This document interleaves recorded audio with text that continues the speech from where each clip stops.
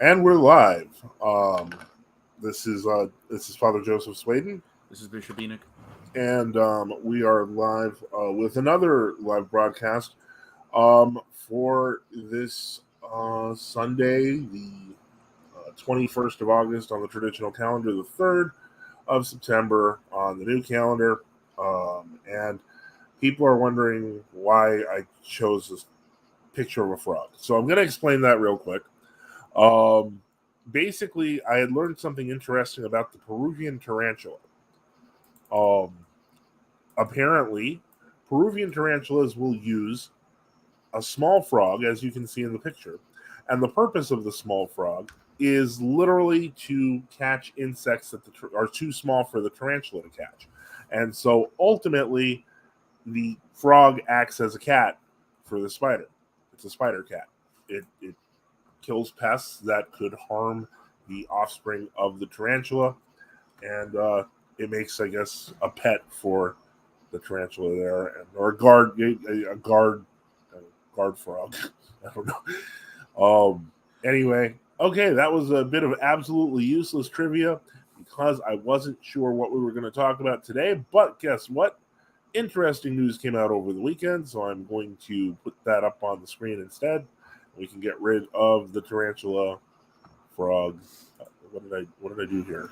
I guess I killed it, but I didn't share the new screen. I thought I would. Okay, so we're gonna look at this. Apparently, in Constantinople this weekend, basically the Patriarch of Constantinople decided that they're not going to put their decisions under the judgment of other churches. Effectively, they're taking it to the papal level. Using this, there are two different articles, and they're from different perspectives. One from obviously, the more Russian side. This one is, and the other one from the more EP side, because Orthodox Times is an EP journal. And so it says, the head of the Church of Constantinople, Patriarch Bartholomew, said he wouldn't put his decision to grant the Tomos of the OCU under the judgment of other churches. So, effectively, they ever since the disaster of 2016, now it's like everything that needs to have a council. So good luck with that. He basically said no, that's not happening at all. He says, our patriarch rejects these proposals because it's not willing to put under the judgment of the other churches a canonical act which is carried out itself. And so basically it's a giant argument on their part, and I will switch over now to the Orthodox Times version. Bartholomew's message: we don't put our decisions to the judgment of other churches. So you can see that ultimately they have no interest whatsoever in taking anyone's opinion into account, even from their own communion. Translation: that sounds like the papacy. But in any case, that's where we are today. Monique, I don't know if you have any thoughts on this. I know that this happened on Friday, but it's still brewing. It's interesting how Bartholomew says that the interruption of communion by the Moscow Patriarchate is considered inexplicable. Like he views this as some new teaching. Like everybody always accepted the Phanar as supreme and having immediate jurisdiction over everyone. And all of church history negates that very idea. Yeah, it's amazing, like that he could even utter that. Like he can't possibly understand breaking communion. It's so odd. Like he understands how he can break communion and condemn you. He can't understand how people can do the same thing to him. It's sort of like the the papacy. Yeah. How whenever the papacy acts or says anything in the past several hundred years, since the schism at least, it always acts as if it can't understand why people don't just accept it as having supreme power. Like it's impossible for it to conceive of any other alternative. Almost like they're gaslighting people when they say things. Okay. And so that's kind of been the bigger news of the weekend. Kind of ridiculous, kind of strange, but in any case, let me see here. What other news? There hasn't been too much going on outside. There's also the calendar issue in Ukraine. Oh, I forgot about that. Oh, that's a big one. The basically, if you don't know, If you want to put it's up, you want to put it up. Do you have the link? Look in the private chat. It's in the private chat. Okay, private chat. I don't see it in the private chat. Give me a second. You see the second link? Oh, hold on, I didn't put it in there. Hold on. No, just give us a second. I'm going to switch that over. We're going to talk about that because that's a very interesting thing. A whole bunch of stuff happened on the new calendar. On the new calendar, New Year. Obviously we don't have New Year for another 11 days or so. But the point is that you can use this one, I guess. Let me see here. Okay, and so. This is basically going to be their opening move. They're going to switch both the OCU and the Greek, the UGCC, the Ukrainian Greek Catholic Church. So the Uniates will be switching all to the revised Julian calendar. Oddly, this is kind of like a joint, switch. Because what many people don't realize that is in Ukraine, even the Uniates actually use the traditional church calendar. So here that article basically states that the OCU is going to allow the Lavra, which they control now, to temporarily use the old calendar until further notice, but they're going to have to change eventually. Yeah. But here's the article from the Religious Information Services of the Ukraine. If you want to go to it, okay. It should be there. One moment. That's the one I'm talking about. Yeah, so here we go. And So this one is Religious Information Service to Ukraine. Anyone wants to look at this, if they want to read it or they need it for evidence or proof of anything. Basically, they're going to transition starting as of Friday to the new calendar and basically begin that whole ecumenistic process. It does say they're going to use the revised Julian calendar, but now, formally both the Greek Catholics and the OCU have already switched to the new calendar. They made exemptions for communities and monasteries that are "quote unquote" not ready. The Greek Catholic position, if you go down further, states that all communities have until the year 2025 to switch to the new calendar. Okay, yeah, I see it right here. Okay. Yes. And so basically, yeah. So that's kind of a ridiculous move, and it gives you just to give a little background. Now, of course, the OCU position, they had one bishop in one of their eparchies who said he's not going to do this.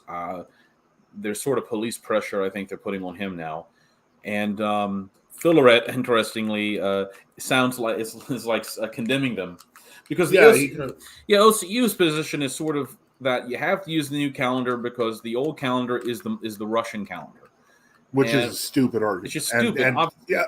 When Patrick Filaret Denisenko gets a chance to get a good shot at you and he's right, you're really in a bad position. Yeah. But he did point out that it can't be the Russian calendar because it's also the Serbian calendar. It's also the Macedonian Jerusalem calendar. So I think a large portion of Bulgarians, even half the Poles. So it's kind of ridiculous.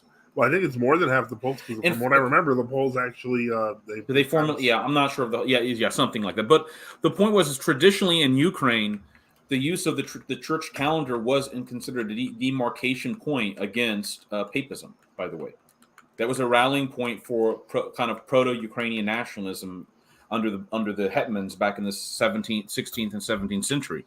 All right. What is this? That's just an advertisement from the okay, yeah, let me get rid of it. Hold on. Just hit exit out. Okay. So let me see here. So they're going to begin transitioning, I guess, this weekend. This would probably be the first weekend for many of them on the new calendar. It's going to be a disaster, obviously, because of the problem of the Typicon, which we have brought up in the past. It just doesn't work on the revised Julian calendar, which means you have to create a new Ordo every year or a new Typicon every year, whereas it was previously in a 532-year cycle. Okay. So that's pretty much, those are some of the big news stories that have come out in the past couple of days. Obviously, Ukraine is still a flashpoint and a hot spot. Everyone's kind of affected by it. But we'll just see what happens. So other than that, basically, again, today's a live call-in show. So if anyone wants to call in, if they have questions, comments, concerns, etc., just post them. I did not post a share link. I should do that. Give me just a moment, and let me do that real quick. Okay.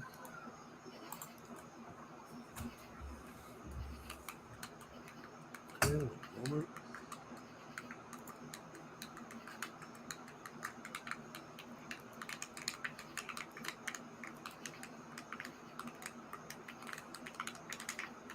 All right, thank you for your patience, everyone, while I try to add this link.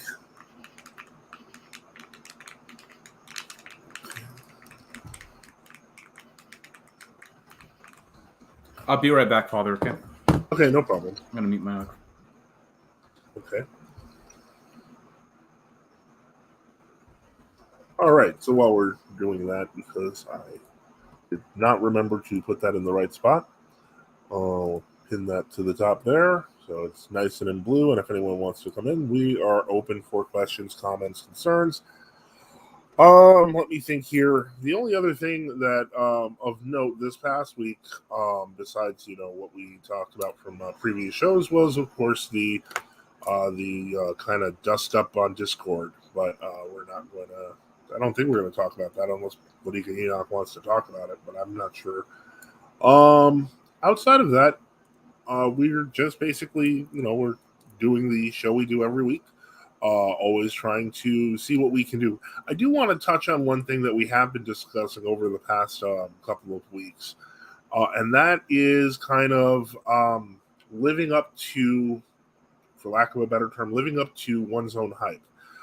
Before I was made a priest, I was always saying that if I was a priest, I'd just drive and baptize people myself. And that is actually happening. I will actually be going, shortly to another state. And we'll talk about that more. Of course, I want to get input from the family about their developments.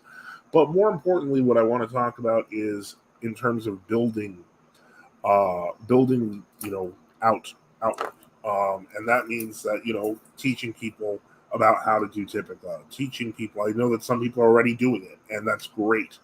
Build, missionary endeavors, building them up.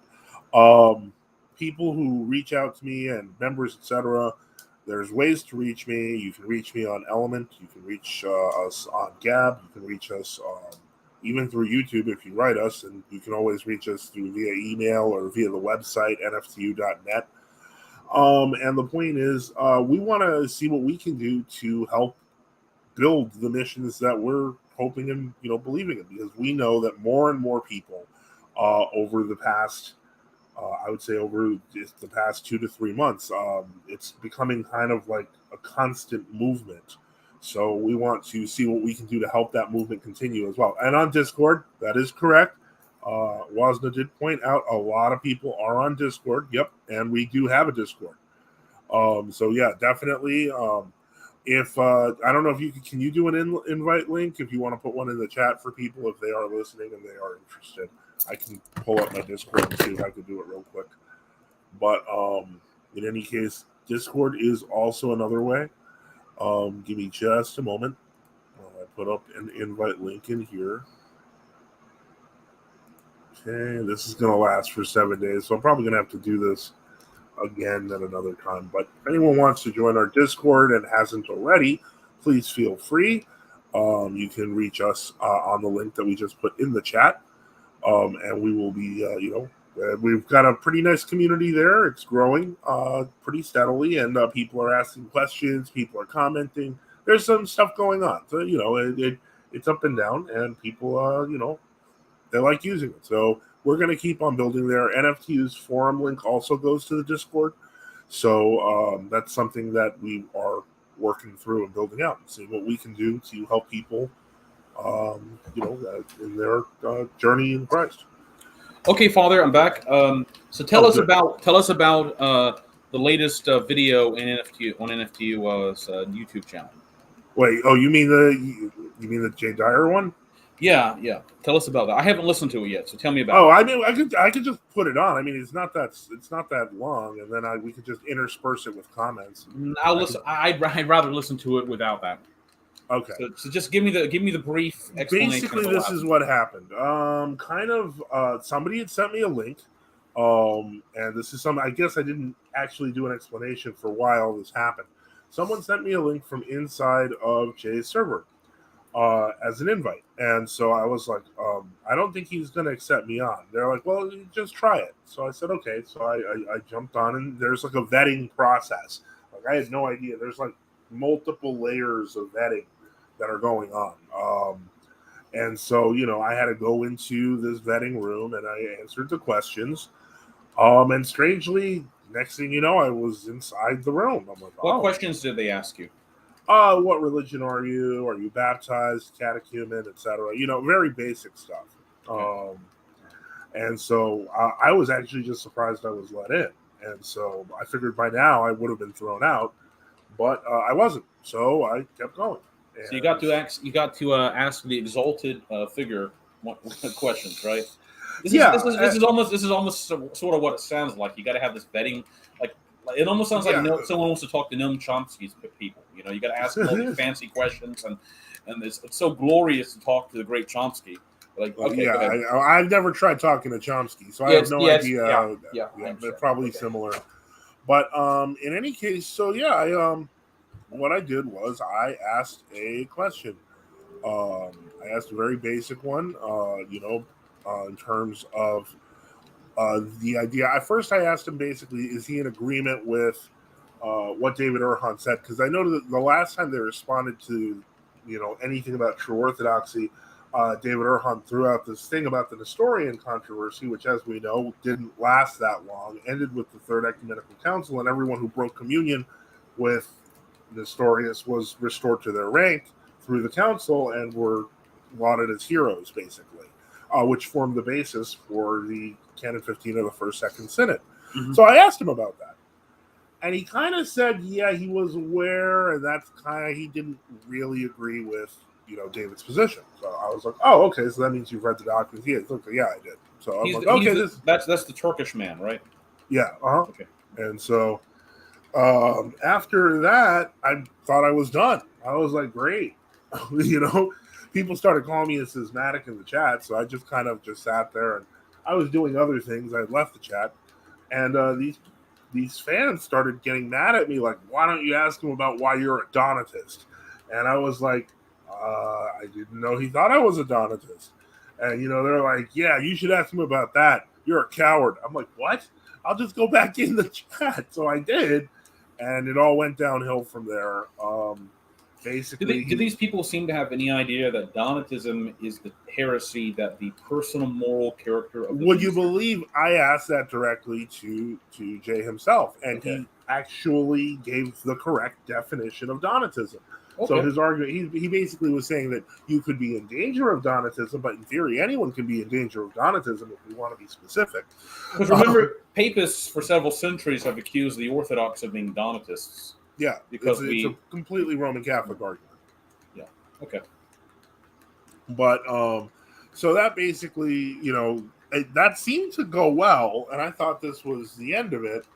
But as we continued talking, there would be more and more problems. Like I brought up the rudder, and that it should. I personally I have no problem with using the canons and catechesis, and that. Like you thought that was crazy, and I was like, "Well, no, I'm not talking about the rudder for everybody."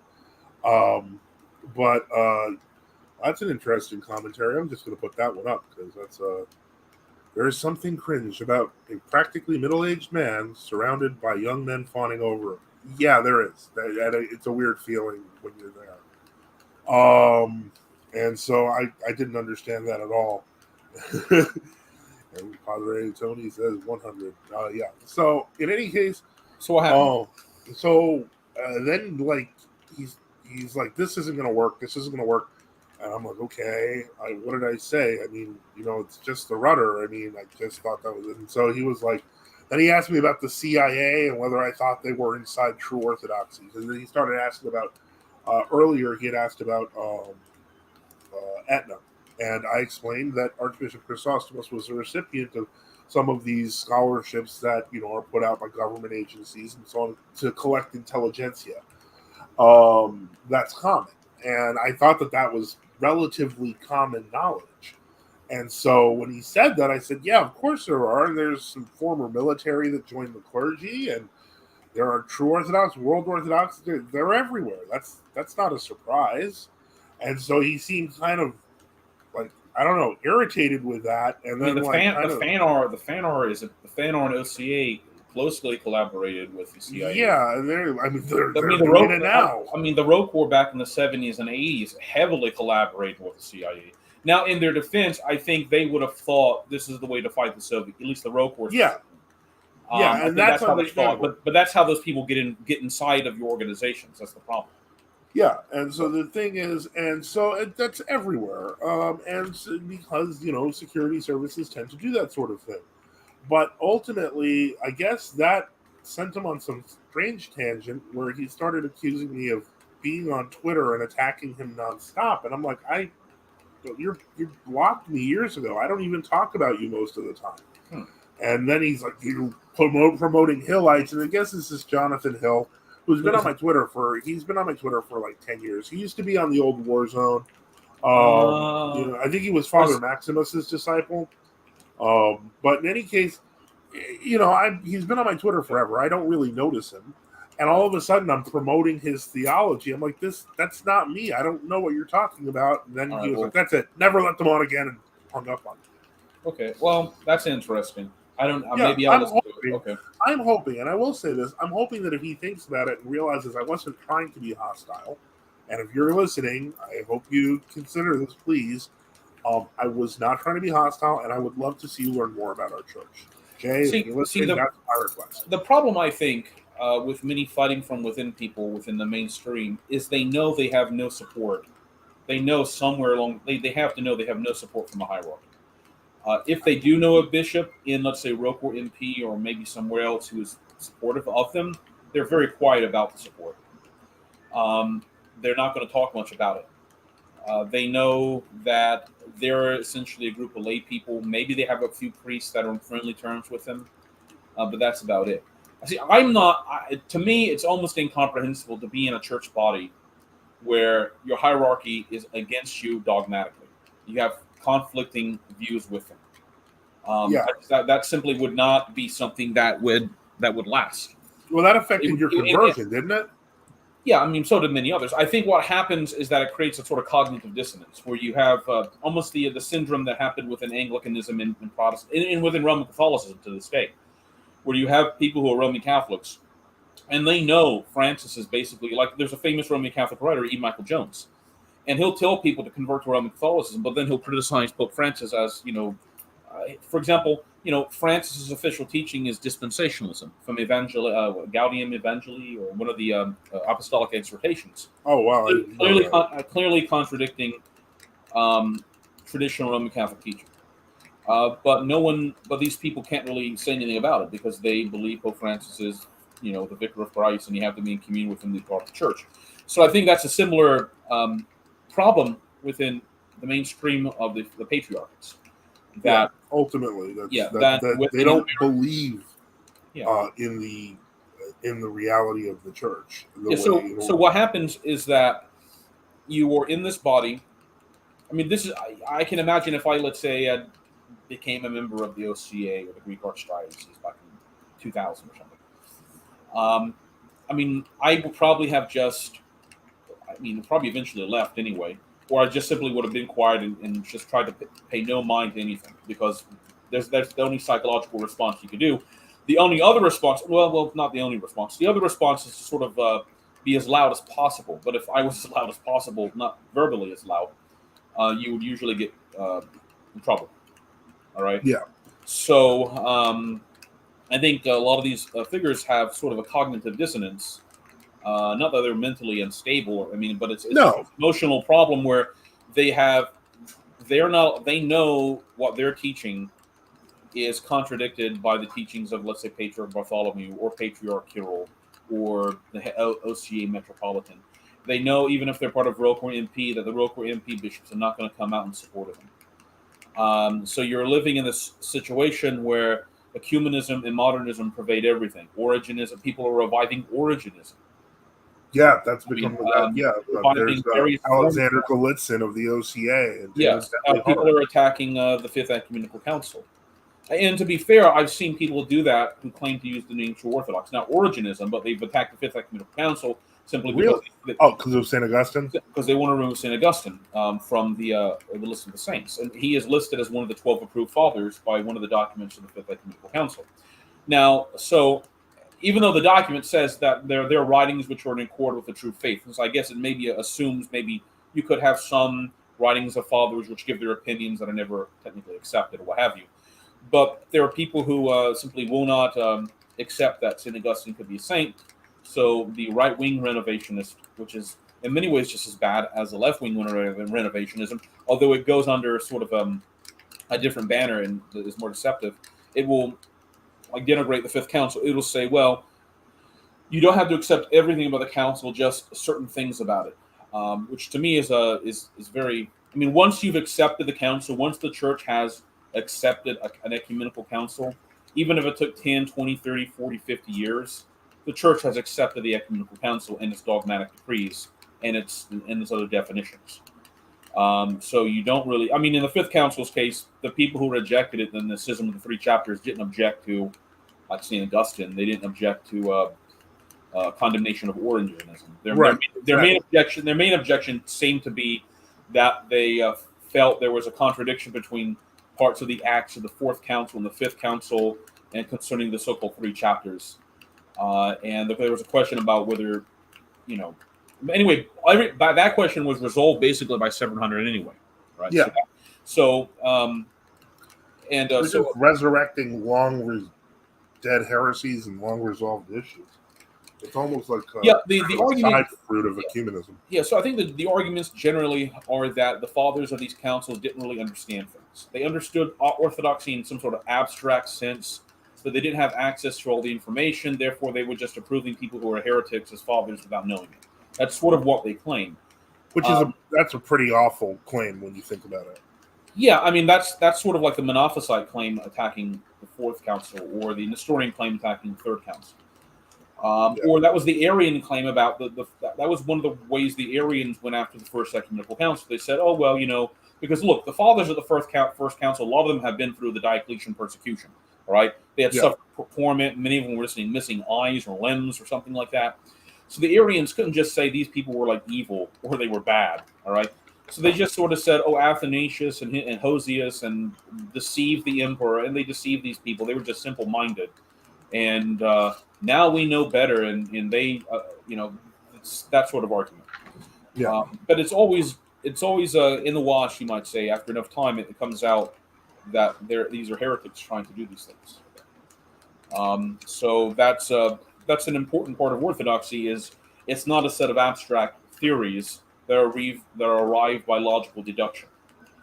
I mean, you can say that's part of Orthodoxy and argumentation against heretics and such. That's fine, but it's not simply that. There's a basic historical understanding that we go with what the fathers teach, and we also say, how did the fathers behave? All right. So, if they treated St. Augustine as a saint, then I'm going to treat St. Augustine as a saint. It's as simple as that. I can guarantee they're not going to find one Orthodox saint who ever said St. Augustine's not a saint. Yeah. I am almost going to go on a limb and say even the newly canonized world Orthodox figures, like Paisius and Porphyrius, all right? And I don't accept them as saints, but I'll say that from what I've read about them, very little chance that they quoted St. Augustine every now and again, and what happened. So if you're going to go after St. Augustine, the same ideology that would lead you to remove St. Augustine would also ultimately lead you to remove, like, St. Isaac the Syrian, all right? Yeah. Because you'd have to use modern so-called historical methods, which are biased and based upon atheistic presuppositions, to claim he was like a member of the Nestorians or something like that, all right? Or the Gothic martyrs, in the 370. So they said, "Oh, they're Arians," and one issue after the other. So okay, so anyway, that's my understanding how these things transpire. And look, we've seen this happen for a very long time, for at least the past 100 years. Some of it started in the 1890s, Yeah. but it really took off in the 1910s and 20s. You had like new martyrs, like Saint Victor of Gadov, Saint Victor, who was one of the new martyrs that criticized the attempts by Metropolitan Anthony Krobovitsky to introduce a heretical ideology of the atonement, which Sergius also agreed with, by the way. And that was opposed by many people in Rome at the time and such. And it's uh, it's it's just a way of saying that man knows better than God and the saints. Yeah, and ultimately it's a denial of the inspiration of the church. Yes. Yes. I mean, I can understand. You can find periods in church history in which you have ecclesiastical and even saintly writers who may have contrary opinions on certain issues or certain evaluations. All right, but I could probably name. We could probably go through a few of those, but that's not going to be like, oh well, we're going to overthrow this council, which was considered to be ecumenical for 1,500 years. Yeah, exactly. I mean, you can have people back in the, I don't know, 1500s disagreeing with. I can't even think of something right now. I'm sure they had disagreements, like maybe how the books were printed, liturgical books, or what was allowed, or let's say the controversy about whether the in the Eastern liturgy, when they introduced the elevation of thine own, there were people who objected to that on the basis they felt it was a union influence, and others who accepted it. So I mean, you can you can look at a different discussions in that nature. But generally, you can find when those things happen, you can find multiple writers on different sides. All right.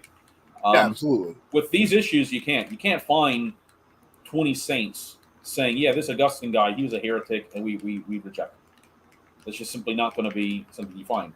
I mean, you're more likely to find like Patriarch Adrian, I think in 1700, and of Moscow. I think he did say something like he accepted St. Augustine and St. Jerome and St. Ambrose as saints, but he didn't think they had to be on the Russian calendar because the Russian calendar is you never really had them on it or something like that. I mean, that's the most they're going to come. They're going to get to that. But then you had St. Dimitri of Rostov arguing that well, if they were saints and in the councils, then there's no reason we can't have them on the calendar. Yeah, but that was a discussion about. It'd be like if someone wanted us to have, I don't know, some. Well, there's actually a question related to this that just popped up. Are there many instances of people being removed from the calendar because they were wrongly glorified by the church? I wouldn't say many. I mean, the problem is that you're talking about figures like St. Augustine or St. Ambrose, and that they've been on the calendar. They were accepted almost immediately after the death of saints for hundreds of years by hundreds of churches, like local church, like church building, church communities. They were quoted in councils. Wrongly glorified, I'd have to say, if a local congregation or eparchy or patriarch wrongfully glorified somebody, it would be discovered pretty fast. Yeah, like there's a case of that that patriarch. I keep forgetting it. Michael Carolarius? Well, no, that's another case altogether. He just dropped off the calendar. But I was actually. Although he is called the Holy Saint Michael the Patriarch in one of the either 1848 or 1895 encyclical. That's interesting. I did not realize that. So that's, although I don't know if they put him back on the calendar. I don't think they did. But there was that recent the one before 1920, the Patriarch of Constantinople turned out to be like a syncretist. Oh, you mean Chrysostomos of Smyrna? And that was in 1922. He was the one killed by the Turks in 1922. And now that's controversial because a lot of evidence has continued. Like when the Ecumenical Patriarchate and the State New Calendar Church of Greece wanted to glorify him. So his story was that he was the Ecumenical Patriarch, Bishop of Smyrna, or Metropolitan Smyrna. Mm-hmm. And, the Turks told him to leave. He didn't want to leave. And so basically the Turks tortured him to death and murdered him. All right, which is terrible. All right. Yeah, it is. There's really no way that you're going to say that was good. The problem was that when his writing, people were in such a rush to glorify him that when his writing started to be exposed, or people started Discovered. to read them, it was discovered that he was a member of the Masonic Lodge. He taught that all religions are part of this one great religion, and like Orthodoxy is sort of like the best expression of it, but the others are part of this great tree of grace or something like that. Islam is like a way to salvation just as much as Judaism, he said, and what have you. So, in fact, when they went about this campaign to glorify him in the 90s, as I recall, you had figures like there's even this I think Father Theodore Zesis, right? He came out against it. He said, this is amongst Monathos came out against it. There are various professors of theology in the New GOC Kalinikos made a statement on it. Yeah, they made a statement on it, and I think they said he could be accepted as an ethno-martyr because he did defend the Greek nation, but not as a church martyr. Basically. Right. So that happened. And there are some people who say, well, there are some people who claim that, well, these are fabrications. He didn't really say this stuff, and that the Masonic Lodge always claims people are members of them after they die. The problem was the evidence was almost 50-50. All right. Yeah. And they should have waited a lot longer, and they didn't.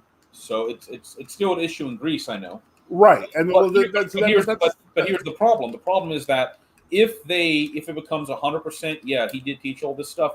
Well, then you got this guy you claim is a saint who's a Freemason and teaching Masonic teaching, and that's what justifies that. Remember, Masonry was anathematized numerous times in church history. It wasn't just in 1933 that it was anathematized. Yeah. Right. It was anathematized by the Church of Cyprus, like in 1819. I think the Ecumenical Patriarch anathematized it around the same time. The Russian Church, I think, anathematized it twice, and there was two occasions in which the Russian Empire arrested and expelled or imprisoned all the Masons. It's not like this was like nobody understood. No, people understood what Masonry was in the church back in the 1890s, and you have figures like there's a reason. Thank God, no one's tried to canonize Joachim III, who was a Freemason. And the Ecumenical Patriarch, it had a lot of problems into the 1860s, and it's mainly a result of the fact that it was largely the centralized, the Fanor, even the people. I'm not talking about the people, but the Fanor itself was for a long time a den of simoniacs and usury, and it was just. To be fair, I always try to be fair about the simoniac thing because, to be frank, they were going to. The Islamic government was going to force them to pay. I'm not talking about that. I won't count. See, you're referencing the fact that the Turks would say, well, if you want this guy to be Metropolitan of Thessalonica, you got to pay us 60,000 gold florins, or we're not going to allow him to take the seat. The Turks would say you can consecrate him and you can say whatever, but he's not going to be allowed to administer the churches, not going to be given an administrative title, all those other things. Okay, obviously you can't do much about that. All right. I would count that as simony because that's like extortion from the Turks. Okay? Exactly. That's like a robber with a gun to your head or something like that. Okay. Yeah. The difference is that the Fanor, the Patriarch, would oftentimes charge the one to be consecrated money in addition to that. So if he just said, "Here's 60,000 gold florins," but no, if they're saying no, you need to pay us 100,000 gold florins. All right. That just sounds like more extortion. Well, this time it's the Patriarch saying you got to pay him the money. Oh, I see what you're saying. Okay. Yeah. And remember, in the 1600s, you'd have 2 or 3 patriarchs in 1 year. They would get rid of. They would get deposed and removed, and then they would kill They would kill another patriarch to try to keep him from getting in power. I mean, remember, the Fanor was at this point in the 1600s where you had everybody trying to take it over. The Calvinists were trying to take it over. The Anglicans, the Roman Catholics, the Turks were. The Turks didn't so much run it in the sense that the Soviets ran the Moscow Patriarchate. The Turks liked to cause as much problems as possible, but they also liked a lot of money. Yeah, right. They were mostly driven by money, not by hatred. Exactly. I think they were. I mean, they could do terrible things. They massacred people in Corfu. If you got them angry enough, the Muslims would kill a lot of you. That would happen. Yes. Yeah. But they still do that. Yeah, they still do that today. Yes, obviously that still happens. There's another question. And in many ways, I'd say the Turks would have been less violent than they were less violent, I think, than like Al Qaeda or ISIS. Yeah, no, well, they were, they did administer. I mean, they were violent, but they weren't. Anyway, okay, go ahead. Okay, we got another question from Reader John. Do you think that some of the true Orthodox saints that are being recognized by the world Orthodox are being suppressed, such as Elder Hieronymus of Aegina or Joseph of Petrograd, for example? Yes, particularly in the case of Saint Joseph of Petrograd. That's my namesake. He is literally one of the only new martyrs that Moscow actually refused to recognize, because he was an administrator of the Catacomb Church, and a very good one. He was almost enemy number one of the state, and frankly, if you admit to his glorification in the Moscow Patriarchate loses its own sense of justification. So they can't glorify him for a while yet, until they can admit that Sergianism was wrong, which they haven't actually done. Was St. Joseph, was he the first or second locotenens that was appointed? The second one. Was it Metropolitan Benjamin was the first locotenens? Correct. And then after Metropolitan Benjamin, was he Saint? Is he Saint Benjamin? I should say. Yes, he is. He's a new martyr. Okay, so Saint Benjamin, after he refused to sign the declaration of loyalty toward the atheist government, to the communist government, they exiled him, right, or imprisoned him. They imprisoned and killed him. So then the list said, well, now Saint Joseph becomes locotenens.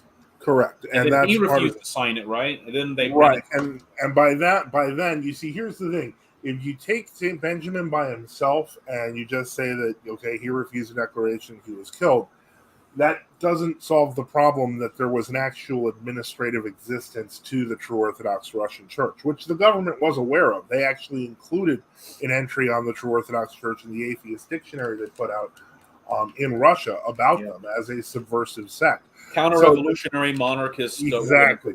And the whole point was, with St. Joseph, that unfortunately establishes a lineage. And what they want to do is present it like Orthodoxy just died, Stalin and Patriarch Sergius brought it back. When in reality, it was actually a counter-church that was being formed in opposition to the Catacomb Church. As for St. Hieronymus of Aegina, I don't think he's... I don't know if they've actually... There are new calendars to try to claim him as a saint. Well, they did, but they're doing that more and more now. They're just putting people even people like Porphyrius and Paisios had been true Orthodox until like the last few years of their life or something like that. Yeah. Even those people, they have to sort of like vampirically, suck out from the true Orthodox Greeks to find somebody who's an elder. And the worst case is, of course, that of Saint Mirti the Diosa of the nun. What's it called? Of Claysura, because she was actually she was a true Orthodox nun. She was known for being a great healer, and ultimately she had miracle working relics and was glorified by the GOC. Mm-hmm. And they not only put in a new canonization on the part of Constantinople, but they used her lay name. So they basically denied she was a nun at all. So you can see that's just straight up lying. There's also that other figure that new calendars will talk about. I can't remember. He was almost like St. John the Baptist of 20th century Greece. He walked around with like a cross, and he was dressed in like almost Arsenius of Cappadocia, or no. Gabriel, I can't quite remember. He went around preaching around Greece, and so he looked like sort of like had this like obviously big beard, and he had like almost like his clothes were almost like like animal skins. Yeah. I don't even know this saint. And he carried around a cross, and he would always preach in villages. In his name, I should remember it, but they have tried to. I know that this one Greek ecumenical patriarchate site that every now and again talks about him, but the fact is this he was like a lay monk. He was like not even sure if he was a monk. He may have just been a lay person. Well, then again, he may have been a monk, but they were just calling him a lay person, like this other nun. But I know they've talked about canonizing him. Of course, without his real name, I assume. That may be part of the issue I'm thinking. And there was, of course, he died right around 1920, but his successors stayed within Orthodoxy, and there was this Elias Panagopoulos, who was sort of like there actually were groups of like ascetic lay people who never took monastic vows. That did happen in Greece. I mean, some of them felt so ashamed of their sins they didn't even feel like they could go to monasteries because they were just they were ashamed about their past lives, and they did become in a way preachers and elders and such, like living in the forest and what have you. I mean, there is obviously that's not everybody's going to do that. But I know that his sort of Kellyan or skeet is administered even to this day by a succession of people from the Lamian sect, and that goes back to like 1890s or 1910 or something like that. So there could very well be many more. Yeah, and as Reader John notes, it seems just the deeper you dig, the more revisions of history you can find.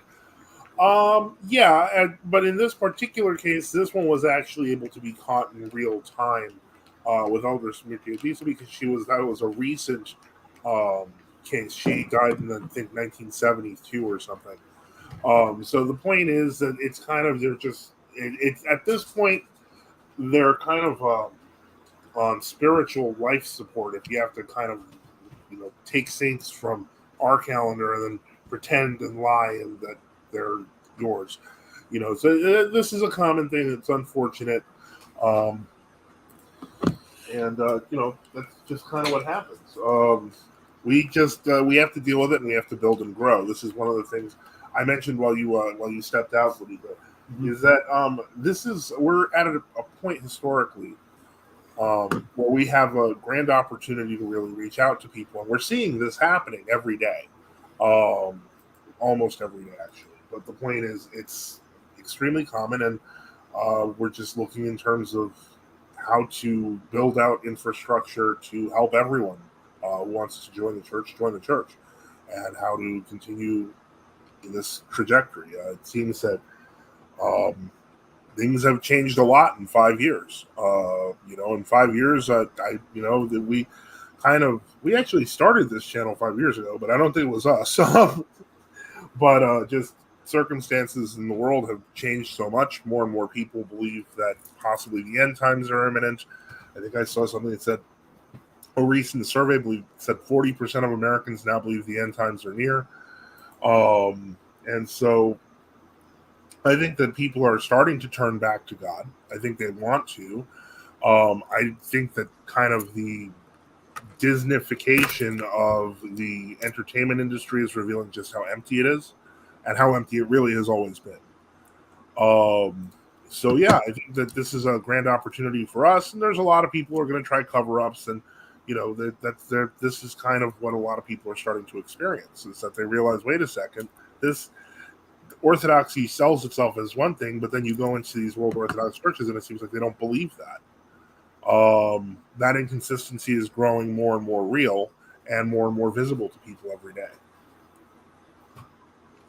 Okay, we have about 12 minutes until the hour. Okay. Any other? Let's throw this out on the floor. If you want to call in, you can use the blue box at the top of the chat. If you want to make comments, of course, in the chat, you can. It's always open here. And so we've got kind of had this was kind of an interesting week, but we have covered, a lot of the things. And we want to, thank you, Reader John, for your questions. Let me see. Okay. And Reader John says, I think so much has changed in the past 5 years because in 2018, Constantinople ripped off the mask and showed everybody their true colors. That's a possibility. I would even take it as far back as 2016, which I think set the stage for 2018 because of the Robert Council. And then we just had thing after thing happen. First, you have 2018 with the OCU movement, and then suddenly we're stuck in COVID land, and then suddenly we're in war. I think it's been kind of a succession of stress events that have led people to start considering, start thinking about their life in Orthodoxy. Absolutely. So it's a very true point. That was definitely a game-changing moment for a lot of people.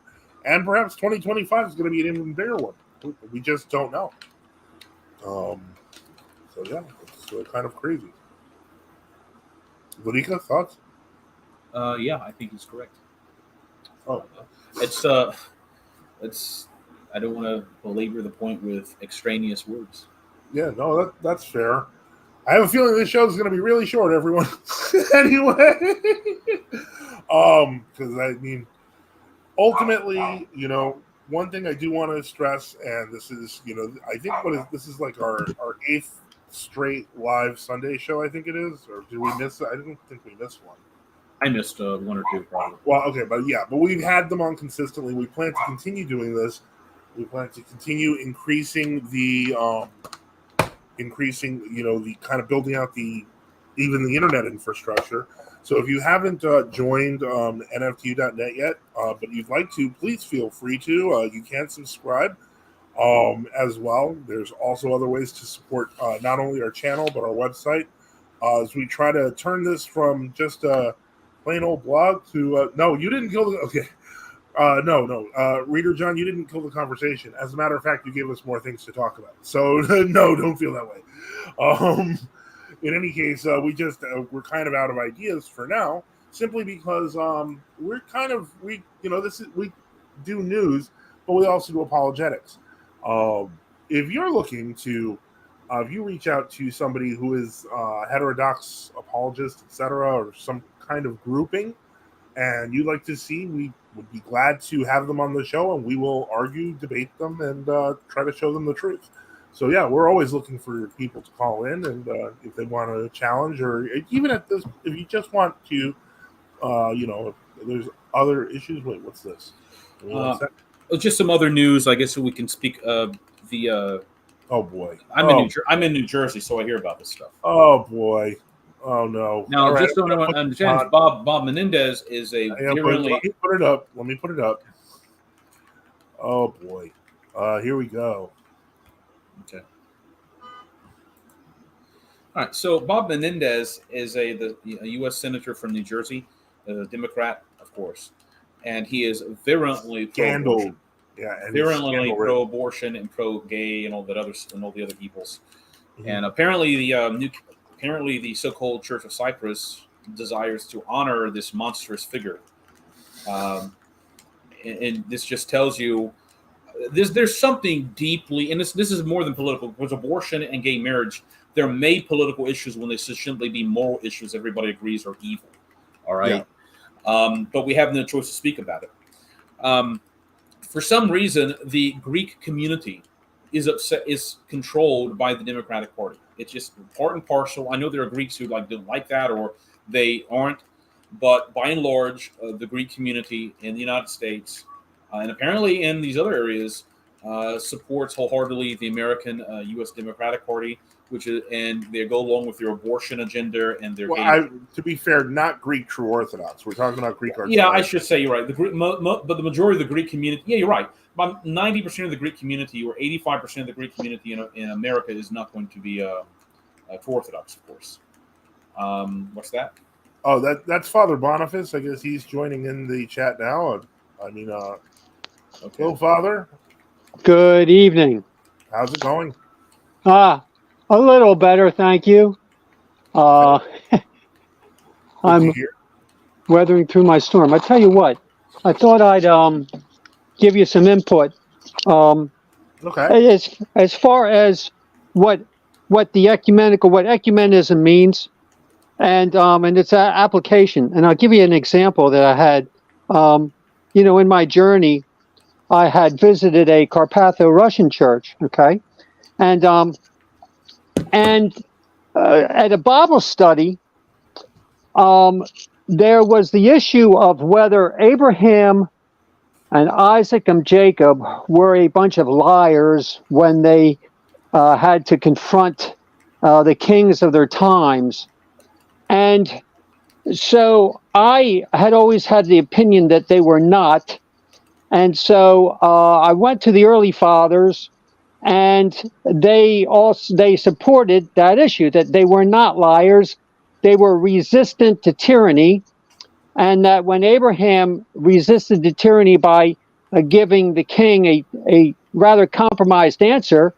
Basically, his life was being threatened by the king. I guess if that was Ahithophel, or I forget, it's one of those A names. Oh, and Abimelech. Can you turn the volume down just a little bit on your mic? Take the volume down? Just a little bit. That's fine. Let me see if I can. Okay, hold on. Is that any better? Try to say something again. Say something again. Is that better? It's a little bit lower. Yeah, okay. Is that better? How's that? Is that better? That's good. That's good. Better? Better. Okay, good. So sorry about that. But anyway, so the point is that they were resisting tyranny.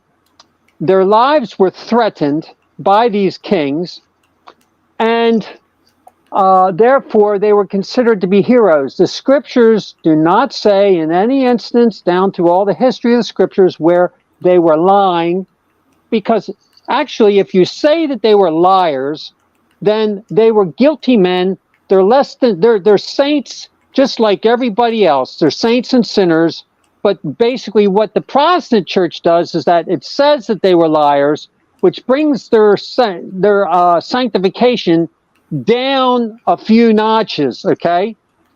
And so here we have men who were resisting tyranny, boldly standing up for the Lord, defending their families, defending their lives, defending their wives. Actually, when Abraham, Isaac, and Jacob, when Isaac was deceitful in fighting Esau, the idea is that the prophecy came down that the elder would serve the younger. And so then therefore his mother was defending the prophecy while the father, or Jacob and Esau, where the father was disobeying, was not following in line. And so therefore, so when we can say that these patriarchs were in error, that gives the contemporary church the viewpoint that we can also be in error and that we can compromise in our battle with tyranny.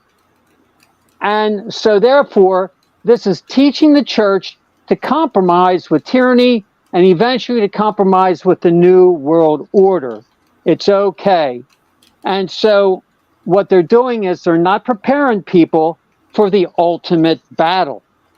And so I spoke back. I said the correctives. I said, this is my position. They were honorable men, and they were honoring the prophecies, the word of the Lord, and their faith. And that is what we need to do today. And so when churches are cooperating in the ecumenical spirit, they're basically moving forward to prepare themselves to compromise with the New World Order and cave in and eventually take the mark of the beast. And so this is a consequence of ecumenism. This is where they're headed. They want you in compliance religiously because the religious ecumenists are in compliance with the civil world order system. Yeah. So, and so I dealt with it firsthand. When I look at certain metropolitans that give sermons on the Constitution of the United States and how it's so biblical, and then don't give a reference to the Bible at all, I'm starting to wonder, is this man more of a Freemason than he is an Orthodox metropolitan? And so, so anyway, this is the spirit. This is the application that we're dealing with at the present time here in America. So people have to be aware there are consequences. We need to be of good faith and stand firm, and by God's grace and His mercies. And I'm speaking from the chiefest of sinners here, in need of God's grace and His mercy and strength to be able to conduct this battle. Period. So that's my 2 cents. Absolutely. Okay. I think Father Boniface is correct. In fact, I recall that it was either a Greek metropolitan or a Carpatho-Russian one that gave a sermon about the Constitution. I think we may be thinking about the same person. And there's this strange obsession with some modernists, so-called world Orthodox, with being as American as possible. When the problem with that is they're going to swallow whole the line about revolutionary founding of the United States. I mean, there are major problems there. Yeah. And I mean, unfortunately, as much as it may pain people to hear it, there is really no way you can draw compatibility between Orthodox Christianity and the Declaration of Independence. Right, and the kind of the founding fathers mythos and so on and so forth. Like it doesn't work. I mean, we have look at the apotheosis of Washington in DC. I mean, it's also true that you could point to Freemasonry in the British government at the time, and the British government at the time technically wasn't even legitimate. I mean, it had overthrown the king back in 1686 or 87 or something like that. So the point still is just like what we have on the screen. So you have people claiming to be Orthodox metropolitans or archbishops, like of Cyprus, giving awards to virulently pro-abortion, pro-New World Order, pro-gay marriage, anti-Christian, fundamentally anti-Christian, and they're just setting around like this is a party. Like the man they're setting aside endorses some of the most monstrous evils you can think of. Absolutely. It's shameful, and it tells you what these people are willing to do. Let me throw in this other tidbit here. Since I am a Protestant convert and went to Presbyterian schools, and but militant Presbyterian, but I know the PCA, I know the Calvinists very well. I was one of them, but I was kind of on the fringes with them to a large extent. But I found in a very interesting part of history, since Vladika Enoch, you're bringing up some of the history over in England, and so in 1699 there was a Declaration of Rights in Britain, and you have throughout history the rise of the common man to overthrow monarchy, and so you see it incrementally, bit by bit, throughout all of history. Well, in the time of Charles I, you had the rise of the common people. The common man was getting stronger to the point now with the advent of the Puritans and the Presbyterians at tete-a-tete with the Church of England, and then the rise of Cromwell, and they're getting stronger, and so therefore the people revolt against Charles I, and then they decide, they capture him, and then they say that, Charles I, you're just not following what the Bible says. All right, so you have Charles I version of the Bible, you have the Puritan Presbyterian version of the Bible. They're all in a state of confusion, so they're all fighting various interpretations. Which one's going to win? So they charge Charles I with treason. So here's the problem, is that treason is rebellion against the king. But when they depose a king, there is no king. There's the charge of treason cannot be implemented because there's no king. And so what happened was that the court of the Puritan Presbyterians just went ahead and said, well, you're guilty of treason. So then therefore they put him to death. So what happened was that the Presbyterians redefined the charge of treason according to consensus, according to popular opinion, according to their opinion. Their opinion now becomes law. So you see, while they're all angry that the king has arbitrary absolute authority, well, they're exercising arbitrary absolute authority by now redefining what treason is according to their own definition of what treason is, and then they enact it and put him to death. And so what happens is that this spirit carried over to overseas to the States. So when America is founded, we have the pool of all these faiths, of all the Protestants now come together, and we're all going to have this liberty where we can all do our own thing. George Washington comes forward and says, look, he didn't say it this way, but he's a Freemason. So Freemasons accept everybody just as long as you're going to play their game. And so he says, hey, everybody, you can all hug each other, but Freemasonry is this way. So we accept all that. We happen to have a government which doesn't have an established religion. And so we're all going to be happy. And so then America is initiated into a state of confusion with no identity to this day. But this is what we have going on. We have, fiat rule, like the rule of law. What these people talk about, rule of law, I want rule of law. George Bush Jr., Jeb Bush says, we go by the rule of law. Well, the rule of the law is defined like this. Whoever makes the rules makes the law. And the rules can be made yesterday and implemented, and we might make some changes around tomorrow, because whoever makes the rules, that's the law. And so America has been in that state of evolution or devolution from the very start. And so people say, well, I want to go back to the Constitution. Wait a second. Your Constitution created the problem that we have today.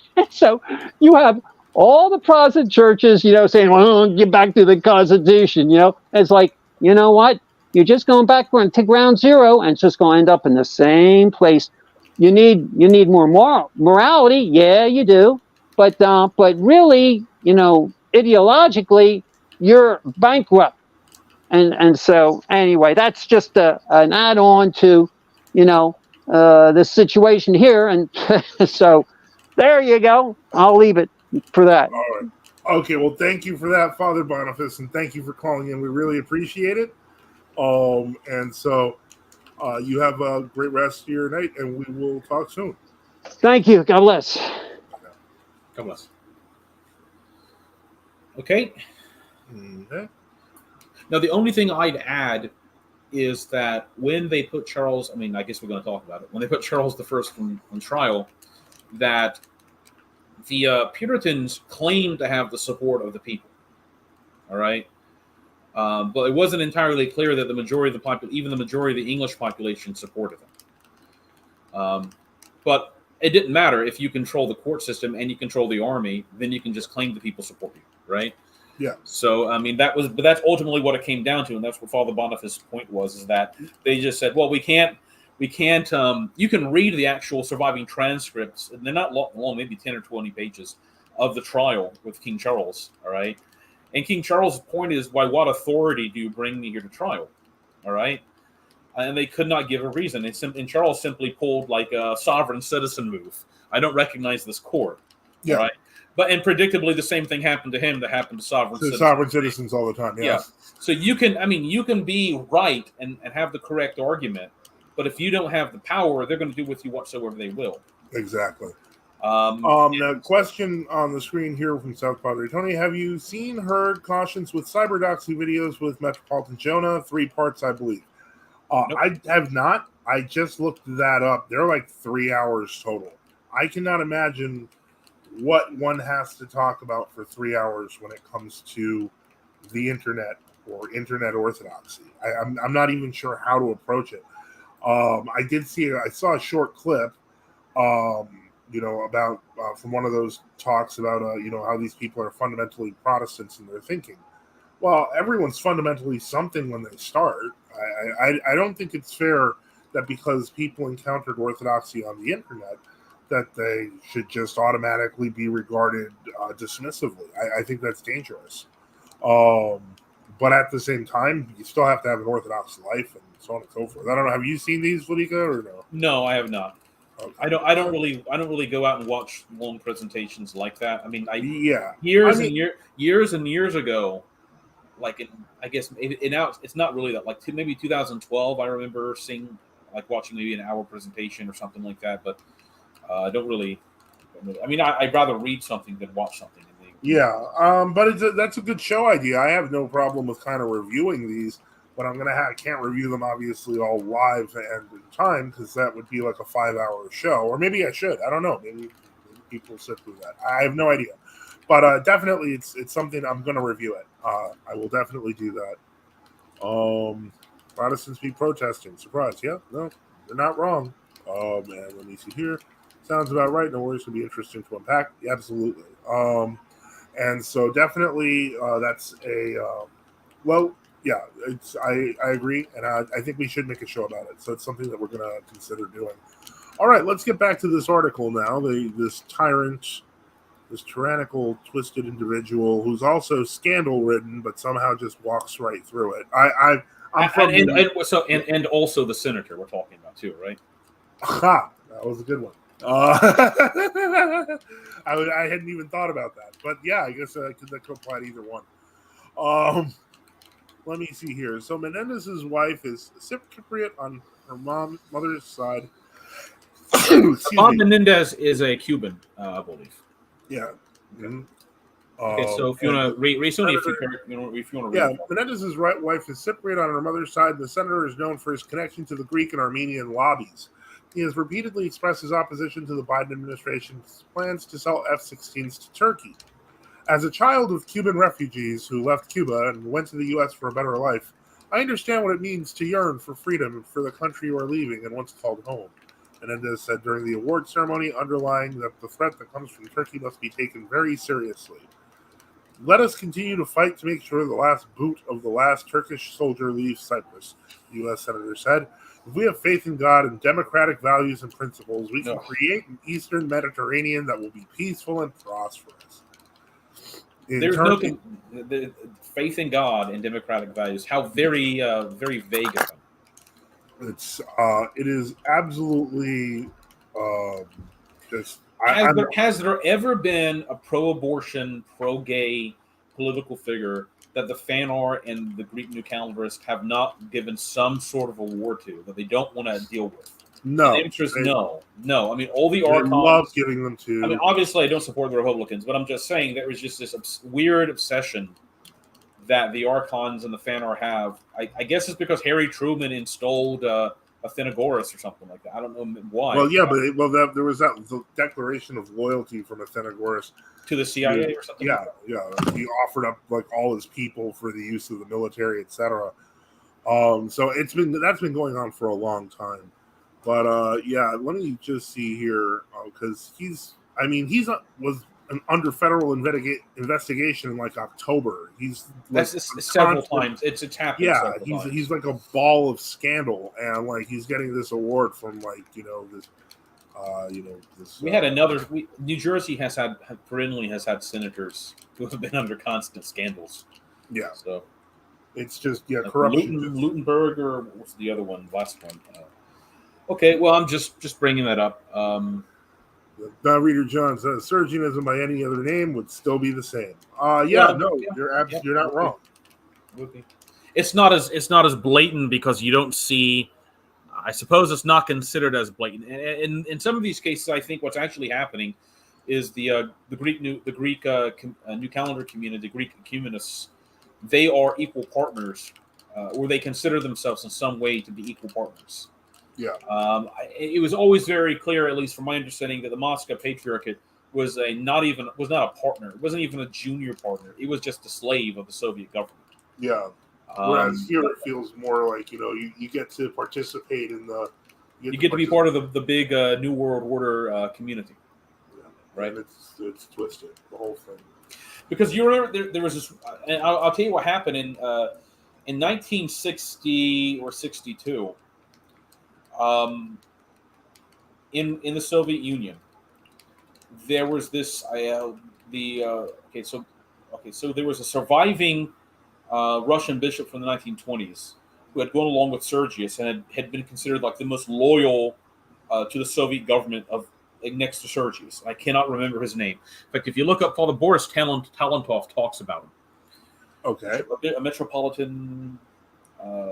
Mark, I can't remember, but anyway, so what happened is after Stalin died, and there was sort of this period of de-Stalinization, all right, and he gave this speech, And in the speech, he wrote the speech for, I think, Alexei the First, 1960, or I think it was Alexei the First. I think it was 1960, I believe.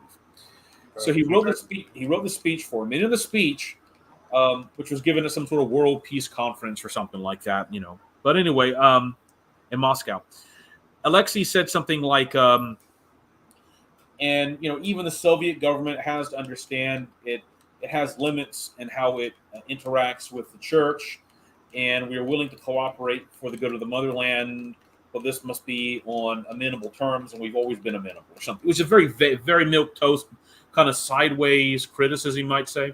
Yeah. And that result, and the reason they said that was they had felt, look, that they had been so loyal to the Soviet government that maybe they could get in on some of the anti-Stalinism, I guess. And it didn't work out like that. I think the guy who wrote this, they couldn't get rid of Alexei, all right, because obviously it's too high-profile figure. But a speechwriter, this run Russian bishop, now they sent him to like a concentration camp or like a mental asylum, either that or a mental asylum.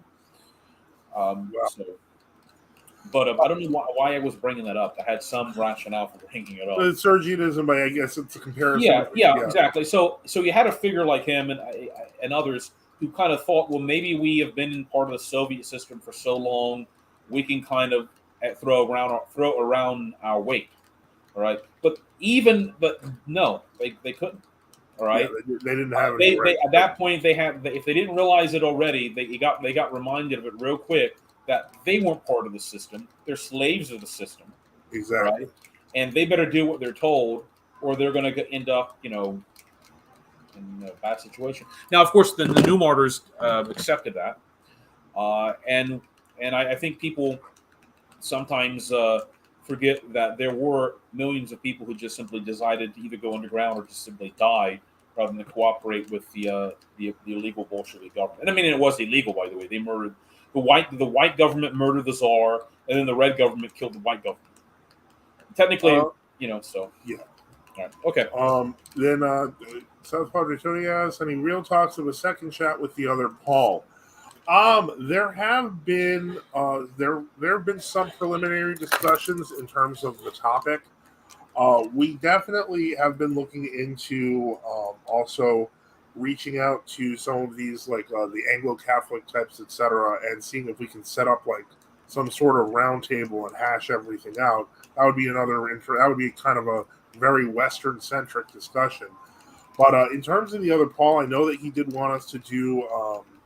He wanted to do a topic on what was it? I forget if it was like usury or something like that. But yeah, that's something that we haven't touched base on. I recommended to him to get Michael Hoffman on, because Michael Hoffman had wrote the book on usury, but he was the one that was interviewed by Reason and Theology. But they took that interview off because it went so bad. Hoffman was able to prove from papal documents that the papacy had in fact changed its position from the like 1300s to now usury. There's no doubt. I mean, they could always claim development of dogma, I guess. Yeah. But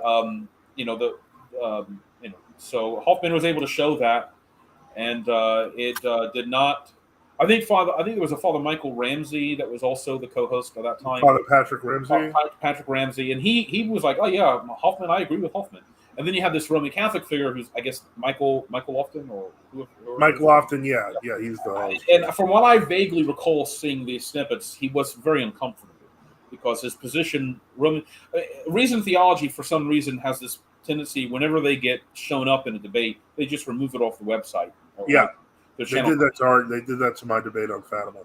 Yes. All right. So if Fatima is proven to be demonic, if the Vatican has been shown to change its doctrine usury, that's just how it is with them, I suppose.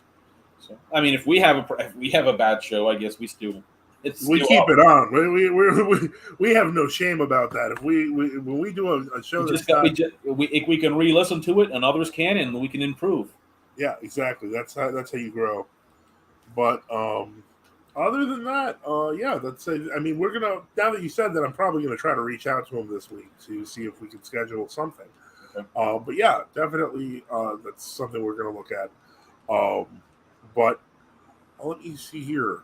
All right, so I don't think there's any more questions. We're about an hour and 20. One more time, I'm going to give it to the half hour. If anyone has any other questions, comments, concerns, wants to jump on the line and say something, wants to tell us we sound terrible, I mean, it's up to you. But in terms of that, that's kind of where we're going with that here. So, yeah, I do want to see about that. I want to try to set up the roundtable debate. I will try to reach out to the other Paul.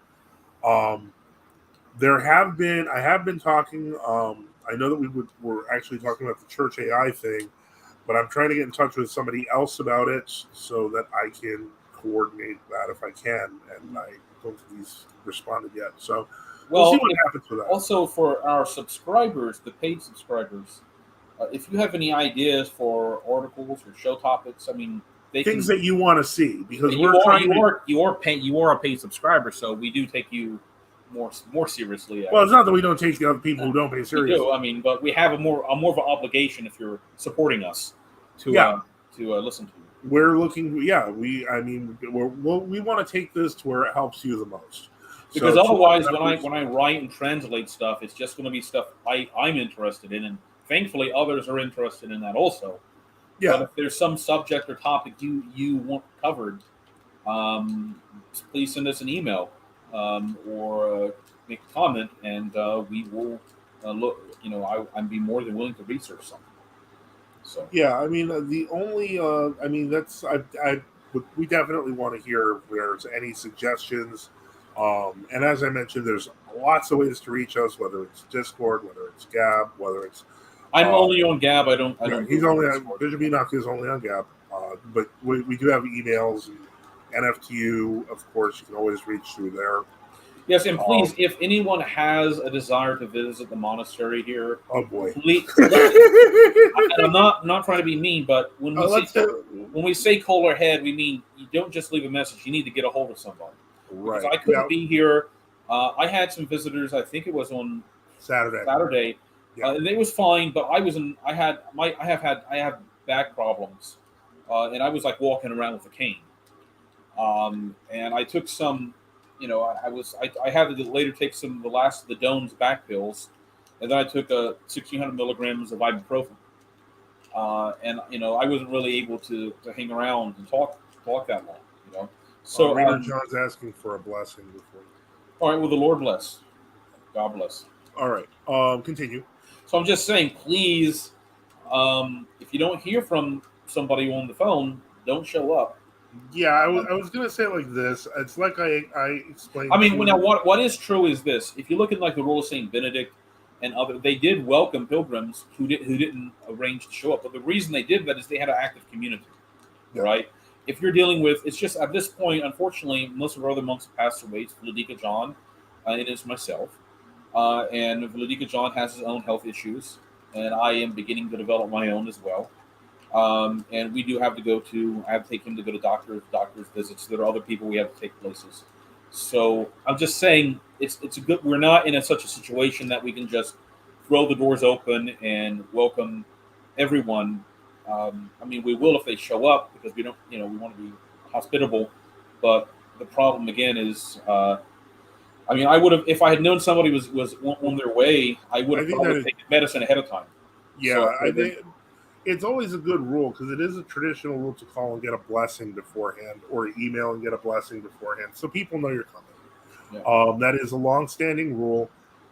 As I explained it, the experience of most monasteries over the past, 2,000 minus a couple 100 or 2 years before we started seeing the formation of monasteries was just basically pilgrims and raiders. And so if you don't identify yourself as a pilgrim, it can always be assumed that you're a raider. We don't want that. What we want we've had people slash our tires before. Really? Yeah, that happened. We had somebody disconnect. We had somebody cut our brakes one time. That one I knew about. We had somebody also detach the bolts from our tire so that the wheel came off, and then when I was driving. Yeah, I do remember that one too. Remember we also have a homeless encampment about a 1/10 of a mile down the road, and we had somebody try to break into the church one time, and I mean I mean, it's not like a violent place in this community. Yeah, But it's really quiet where you live. but the problem is that if you have there's like I can't remember the name of the camp so and so. It's like also has a paintball center attached to it or something like that. But a lot of people live there who are down on the luck, a lot of them have alcohol and other drug use problems, and so that can sort of be an issue. And I mean, I'm just saying it's we haven't had that much great experience. I mean, thankfully we don't get too much of that. Too much. I mean, too Yeah, much most visitors aren't because hostile. well, we don't have too much problems with people causing. I mean, that much of an issue up here since we're about a half a mile into the woods. So you really have to want to go out here to do harm to us. And thankfully, there's not too many of those people who want to do that. So, but yes, so just call ahead, and that would be nice.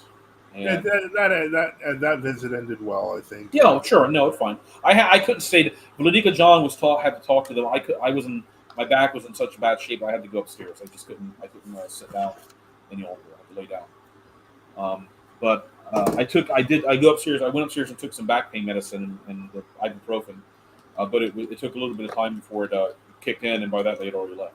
Yeah, one of the listeners was he's been on our channel before. It's Yeah. He was Sava, Yeah. and so but you can't recognize a person just from a voice on the phone. So that's Yeah. why it was kind of that was kind of I thought it was interesting, and so he's still going on tour. He's been kind of doing pilgrimages everywhere. I think he's going to go to the Kalinikos monastery next. Right? Yes, he's going to the Kalinikos monastery next. He's going to be visiting our house chapel. Before that, Friday. he was visiting. I know they were visiting with Archbishop Andre of the Roac. So he's like this. They're doing this like really a kind of awesome little pilgrimage / road trip. That's really cool. I think that that's a great way for young people who want to introduce themselves into Orthodoxy. I think it's a great thing. But yeah, always calling it. I would. My point was, if they had some intention to do that, I would have recommended they show up on like Monday or something like that. And why Monday? Because it's after Sunday, things are kind of quiet. Well, Monday's octave dimension, but let's say a weekday, things are quieter. Saturday, look, you got to get stuff ready for church on Sunday. That's true. Right? You have to talk to people on the phone. There's all kinds of things you have to do. So I would have recommended a weekday, and we would have set aside some time to talk and things like that. And I probably, if I had time, I had a few books I probably would have given them. So, but anyway, if you guys hear this, just call in advance because you might have some books for you. By calling in advance, you have to get a hold of somebody too. Yeah, they have to talk to you. Yeah. So my point is that if people are prepared, they're going to have gifts for you sometimes, right? Okay. All right. So everything Not worked out saying fine. everyone show up there and he's going to start giving away books or anything. That's not. But our father Brendan used to do that. He used to give away books. Yeah, he used to give wow. Here, and I have all of his books. I mean, he left them to the monastery. So I mean, that's pretty cool. Give away books. I mean, why not? I mean, okay. All right. So any other subjects to go over real quick? I don't see anything right now. Again, I just want to thank everybody for listening and everybody for contributing with questions, comments. Thanks to Father Boniface for visiting and having his say. Again, as I mentioned, when we started this, we never really saw ourselves in the kind of epicenter of this global war for the salvation of souls. But things never really work out the way we planned. So, as I mentioned, I'm full-time doing this. We're trying to help Orthodox Christians find their way home. We're looking at new ways to do that and to keep reaching people. So, as always, one thing I wanted to address real quick. Sure. I've translated so far 2 parts of Hinkmar's Epistle 30, and one of the things I think is important is I'm also reading a book, and I don't have it with me at the moment, and I can't even. This is the book, yeah. Okay, so I'm also reading a book called 2 Kingdoms about Carolingian ecclesiology, and it talks a lot about Hinkmar and what have you.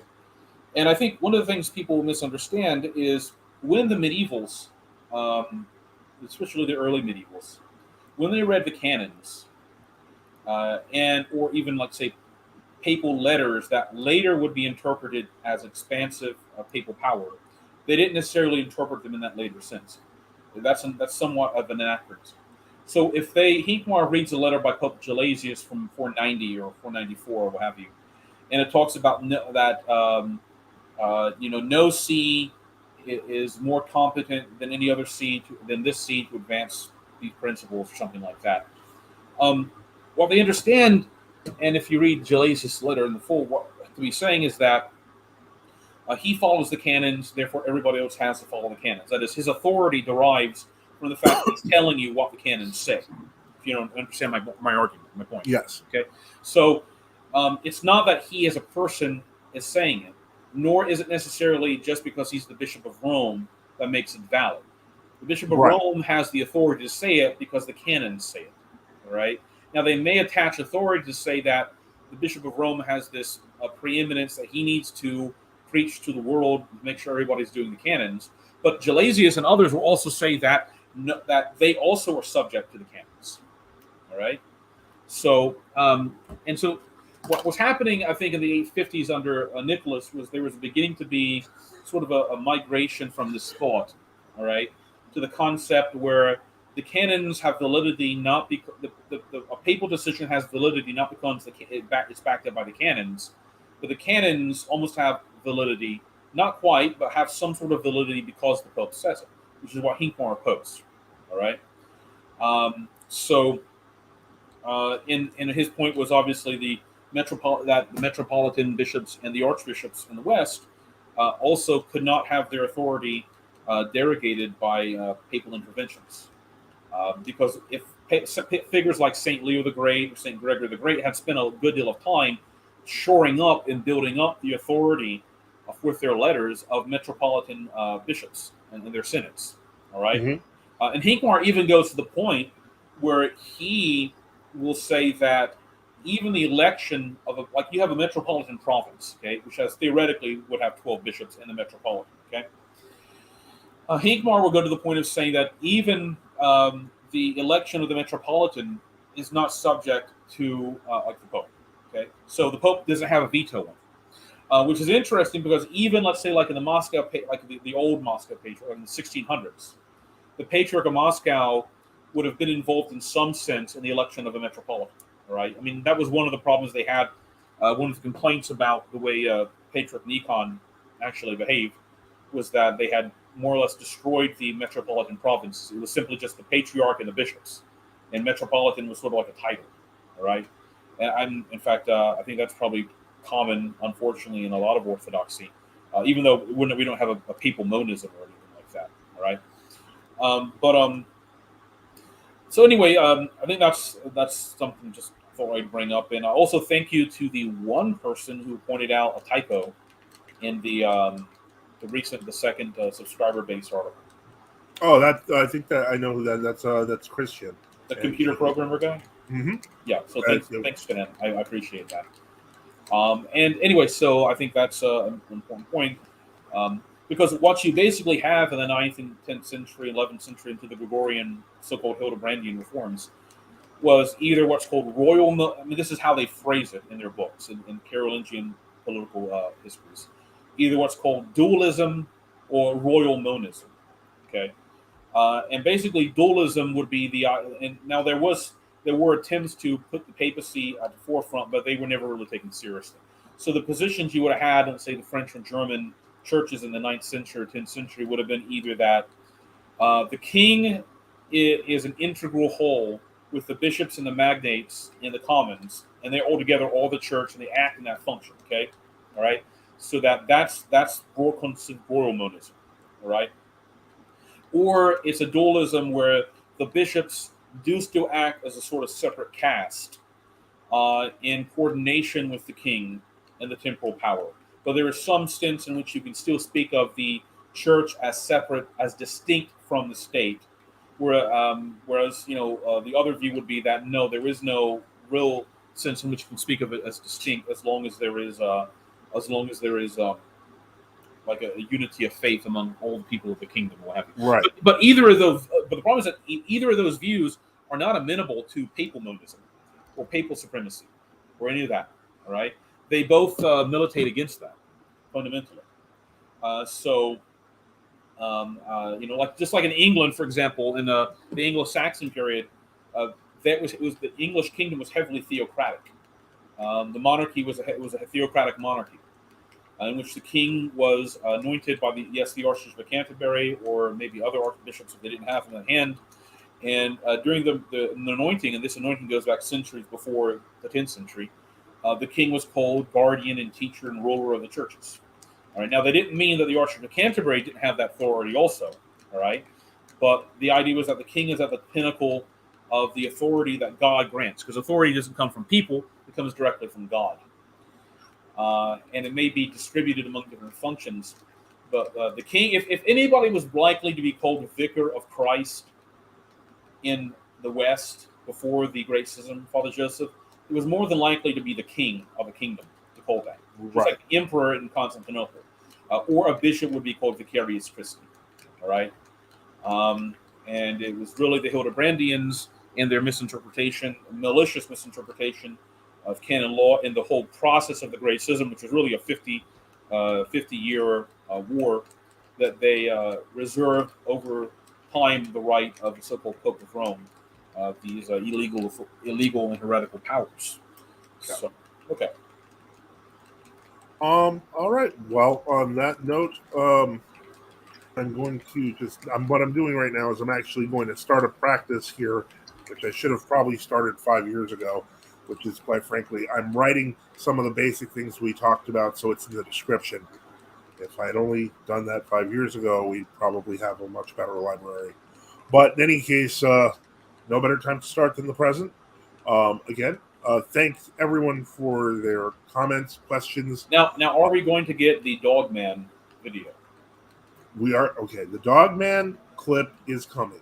Okay. I'm going to make the Dogman clip this week. That's one of them, and I'm going to do the reaching out. Well, I think it's an interesting subject. It is an interesting subject. And it sounds humorous, and I'm not trying to be that humorous, but the Church Fathers do have much to say about these sort of paranormal subjects. Are we going to talk about another one of these kind of subjects? Because I know that we started with the Dogman, but there's other we can go through Saint Basil, Saint Augustine, Saint Isidore, Saint Ambrose, other fathers, and they talk about what's the we could do videos about what's the patristic position on like various cryptids. Well, people think of like the Dogman or the werewolf. The fathers talk about creatures like that. What about witches? What's the church position on magic, witchcraft? Obviously, I think that's definitely a show that we should. And we're getting near the secular demonic time of Halloween.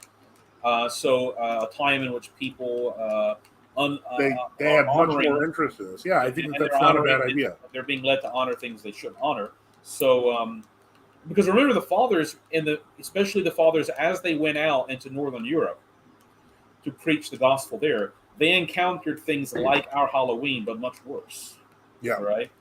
And by the way, it's a mockery to consider Halloween. I mean, the reason All Saints' Day was November 1st, by the way, that's the result of the 731 Council of Rome, which condemned iconoclasm. There's this attempt to kind of claim that Samhain is October 31st from the old calendar. It's not, by the way. That Samhain was on the lunar calendar, which means it could vary. Even it could be as late as November or something like that. When does somebody suggested NFTU spooktacular? I wouldn't be against doing that. I just want to see what day is. I mean, the new calendar, it's a Tuesday. But what we'll do is we'll build up to it. We're going to talk about more cryptids. We're going to talk about more strange stuff. It's always fun to talk about. Because again, you have Saint like Saint Basil and Saint Augustine and others. They dealt with these issues. And there were two general positions. One, some of the fathers had a view that, just real quick, that when you see things that look like they're paranormal, if they generally are, they're demonic holograms, if you understand. All right? Yeah. Sort of like the demons project an image. The witch isn't really flying up there. They're just trying to trick people. All right? And the other position was that there are cases in which maybe the demons do, in fact, can physically interact with the physical environment, and they can cause like they were. I think there's one of the Cappadocian fathers talk about the issues about transmutation. Is transmutation from one animal to another possible? Because they had their own versions of werewolves being talked about in Asia Minor. Yeah. Right. And some of the fathers seem to think, the devil doesn't really have that power to change one species to another. But what's actually happening is either an illusion, or he's perhaps contorting the physical structure of the body in some other sense and such. But they did take it seriously. We have accounts of like Saint Anthony the Great definitively encountered centaurs and satyrs. That's exactly what he said. There's no one really wants to call Saint Anthony a liar because he's not lying. He encountered creatures but they said they were humans, by the way, who were just mutated. Wow. Anyway, so that's a whole other. You can find that in the life of Saint Paul of Thebes if you're looking for it. Okay. So that's something to talk about. I thought. Now this that might garner some interest. Reader Johnson, we could bring up the Jews of late antiquity, how they persecuted the early church, but I don't think would stay on YouTube very long. That's actually what we were going to talk about with the other Paul. So now it seems like there's some interest. So maybe I'm going to reach out. You can talk. I have found it. Well, we're a small channel, by the way. Yeah, we're not a big channel. So we could probably get away with it, but you have to speak about it in certain ways. Right. Now, I think if you speak about it, if you don't go crazy and start using like racial slurs and ethnic slurs. Yeah, you don't. That's like the biggest rule. It may seem, don't do that. Yes, people may think, oh, it's cathartic, but it really is not. It's also going to get you kicked off. There are ways to speak about it that, especially what you do is you bring up primary sources and say this is what they say. Right, because then you're not. It's not really you talking. That's just history. I mean, we can comment on it. You can even bring up Jewish sources about their behavior, and the Jewish, like the old Jewish encyclopedia, will talk about they were extremely hostile to Christianity, and they really. Oh yeah, the old like 1910 Jewish encyclopedia, 1890. Is that online? Yep. I mean, it has the stuff about their claims about Pantera, the claim that he was the father of Christ, which is their blasphemy. I mean, it's like all this stuff you can find on their own sources. That would be that. That's something that we should definitely have. I mean, you could bring up the uncensored version of Maimonides' text where he says black people are apes, like not even humans. I mean, that's part of the slave trade. One of the reasons the slave trade. Wow! The Portuguese Sephardic Jews oftentimes were involved in the slave trade because they didn't think blacks were people. They just thought they were like. Well, they don't think. A lot of them don't. Some of them don't think that any. No, I mean, but there's especially a harsh view of that, and their view is like, Ham interbred with baboons or something like. I mean, just it's crazy. Wow, that's awful. In other words, like terrible. a lot of the sort of Christian identity stuff about black people aren't humans. That's like almost word for word stuff you find in rabbinic literature. Wow. All right, because I think those people are in effect recapitulating the worst of rabbinism, but just saying, it's white people. We're the real. Rabbinites instead of the Jews, which is evil. I mean, you're basically let's defeat evil by becoming evil. I mean, I was about to say that to defeat the rabbis. Yeah, so I mean, you do have that stuff in Jewish literature, and that was an idea that the other Paul had, and we were gonna. And by the way, if you were a medieval Jew and you're like, I don't believe this stuff, they'd kill you. You could escape. The only escape would be try to run out of the ghetto. Or the community and try to find some priest to protect you, and that was sort of what happened. That's sort of what happened in the 1200s under Nicholas Donin, who exposed the Talmud because he kind of went to I think he went to the French, it was Roman Catholicism or proto-Roman Catholicism in the 1200s. I mean, still Roman Catholicism, and he saw you know what the Talmud's saying. I'm like, no, what's the Talmud? He's like, well, here it is, and thereafter they began to censor the Talmud. That's in fact why there are several books about Jesus and the Talmud, which talk about how the name Jesus of Nazareth, etc., they were omitted from the Talmud and they were replaced with the word Balaam or some other, term, because the Roman Catholic Church said you can't publish this blasphemous text, and the rabbi was like, "Oh well, we're sorry, that was a mistake. Here we'll edit it." All right, but you can look. We actually I think I've read about manuscripts from the 10th century. No, and it has. Yeah, Jesus of Nazareth was a sorcerer, et cetera, et cetera. Yeah. Straight up stuff like that. And they couldn't publish. And I think even they were restricted in Islamic areas from saying that stuff because Islam is a false religion, but they thought Jesus was some sort of a prophet, and they didn't like the Jews talking bad about him. All right. So I mean, yeah, you can talk about that, but I think the issue we wouldn't want to cross because it goes too far. I think would be to say things like, like encourage violence or something evil like that. Obviously, because that doesn't help anybody, and it just it's sinful. I see that the animal heads on human bodies, a descendant of the passion. Centaurs are evil in Narnia. Well, that's fictional. Fawns, I'm assuming you're talking about the FAUN fawn, the half beast. Yeah, they have goat legs or some sort of deer legs. Yeah, deer legs. Okay. And then Dracula is an antichrist. Well, Dracula is. I know I've mentioned this on the show before, but that's the Dracula was a book filled with Christian allegory. And that has all been ripped out of the most modern interpretations, including the last one that was Bram Stoker's Dracula from '94. They completely inverted what the book was actually saying because they used. Now, have you read Bram Stoker's original text? Yeah, I have. So I read a version when I was 12 that was like edited for kids. So I have Well, there's sections like, for example, like before they arrive in Dracula's castle, like Van Helsing sets up camp outside to take to prepare a siege against the vampire. And the first thing he does is he takes out communion. He actually is carrying a pyx, and he puts like pieces of the host around the camp because he knows that the vampires can't cross it. And so the point is. That sounds sort of superstitious, though. It does. But that's sort of an unacceptable usage, by the way. I didn't write the book. Okay. I mean, But the point is, there's other things like the power of crosses, etc. Yeah. Sacramentals work against the vampires. That they took these things out, and ultimately, what they ended up doing was they ended up making these vampires look more powerful than they were.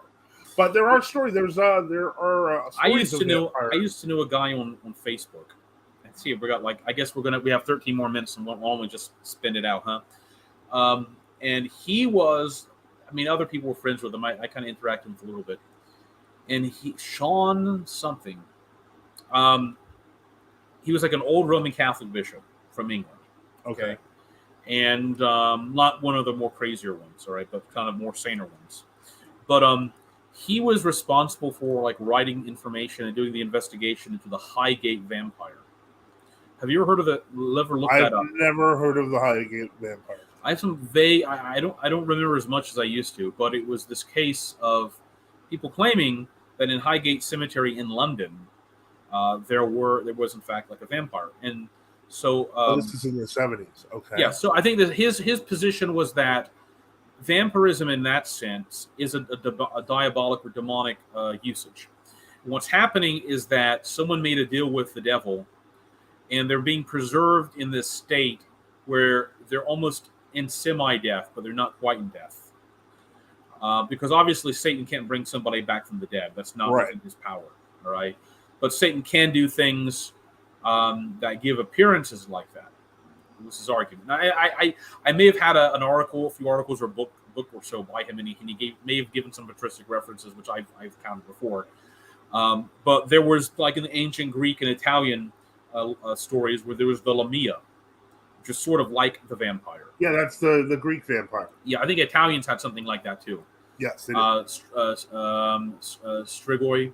Well, maybe that's also the Romanian. There was another name for it. They used it in Italy. But they had, these stories. And if you look in many of the blessings from, let's say, I can't speak from the Greek service books, but the ancient Latin service books, they do talk about driving away haunters, vampires. Vampire to them had a more expansive meaning. It meant like kind of a demonic force that could try to drain your energy, that could try to want to make you. It was working on you to try to make you tired and such. It had a much more expansive meaning. Yeah, there's a history. There's a big history. There's other types of vampires too. We haven't even touched vampires. But the point was the church had blessings, and we believe the power of the sign of the cross and the name of Christ could drive these things away. Yes. Now that doesn't mean the demons aren't going to still keep on coming back and attacking you. All right. And so then you bring in the the heavy guns of like more prayer and an exorcist. All right. And by the way, in Holy Orthodoxy, water and yes, exact holy water. And by the way, incense. in Orthodoxy, any priest can do an exorcism. All right. We do not have this late 18th century, 19th century Roman Catholic understanding that you got to have like a special permission. And I mean, it's absurd to claim that at the very worst you can just They've actually inverted the tradition because originally in the priestism West, an exorcist was a lower rank than a priest. Well, yeah, an extra. So in other words, a priest had within him the capacity of exorcism. All right, he encapsulated those lower orders. All right, just like a bishop has within him all the holy orders. All right, that's why a bishop can do ordinations, although a priest can't do ordinations, obviously. But yeah. So, and by the way, you had lay like monks who were lay people, holy men, and they did exorcisms. The church sort of wanted to reserve it to certain clerics, simply because you didn't want people. You didn't want people just like inventing. There was one of the problems they did have was people would invent names of angels, or they would just go off folklore about, oh, there's an angel named so and so. All right. Yeah, that would be bad. Yeah, an angel named Sataniel. That's what the angel told me. Obviously Sataniel is like a name for Satan, or Satan is God, or something like that. Is almost what it says. So the church. So during the medieval period, early like 500, 600, the church says no. You just can't use any name. You need to have prescribed prayers like the Our Father and such, and other prayers. So we are, and we're certainly prepared to drive out demonic forces. And like you said, even a layperson with holy water and the Jesus prayer, and you can find use the Psalter. All right. Mm-hmm. There are many of these tools we can use. And remember, in the life of St. Anthony the Great, I believe, there is St. Athanasius wrote, there's an account in which St. Anthony saw like this demonic host in the air, okay? It was trying to block people from ascending, the souls of the righteous from getting to heaven. And I believe St. Anthony talks about that they all evaporate, or they all recoil when you make the sign of the cross. There are desert fathers that speak about something that claimed to be an angel appears to them, and the father will say, "We'll say the name of Jesus, or make the sign of the cross." And if they don't do it, then it's a sign that it's a demon. All right, because demons don't like to see the cross. They certainly, I can tell you from personal experience, demons not only don't like to see the cross, they don't like to see the Panagia. All right, the Engolpion with our Lord and Our Lady, they despise that. I had an encounter years and years ago, back in 2012, I think, in which I was at a train station in Newark, and I was waiting for Vladika John. I was only a priest at the time to pick me up. He was still driving at the time, and it was like 1 o'clock in the morning. I got off the train, and this group of Brazilian Pentecostals approached me and began to counsel me, and they didn't like to see. I had my cross on, and they didn't want to see that. My coat was kind of going back and forth, so they kind of like, it was almost like as soon as the cross was exposed, they kind of recoiled. As soon as it was like covered up, they were not recoiling. Talk about vampires, huh? Not to say Brazilian people are vampires, but so I sort of like took the cross out, and they didn't like it, and then Vladika John shows up, and he's walking with his staff. He's still having to walk with the staff, and he has his Panagia. And then one of the men turns and shouts out multiple times, "Now," N-A-O, like that's like no in Portuguese, okay? And he's like, "Now, Maria." He's like, he began to almost like foam at the mouth. His head began to jerk back, and he fell down. And they dragged him off, and they disappeared into the shadows. Before that they were trying to get me to go to some, like, they were like, "Oh, come with us. We want to show you. We want to take you to our special compounds." Like, well, I don't like any of this. Special compound. Anyway, I wasn't going to go with them. So anyway, that's obviously my view and example of demonic forces. They don't like to see the Theotokos in Christ, because that's a manifestation of the incarnation, of the great defeat of Satan, and along with the cross. All right, I mean that leads to the cross. Okay, so all right, that's as much as we can say, I guess, at the moment. Not a problem. Once again, thank you everyone for listening. Thank you for making your comments. Thank you for your support. Always, check out NFTU.net and take a look and see what we've got going on there. Hopefully, we'll have some new articles soon. And again, everyone, thank you for listening. Have a great night. God bless and protect you. And well, that's your job. God bless. The Lord bless. Have a great evening, everyone. Have a good night.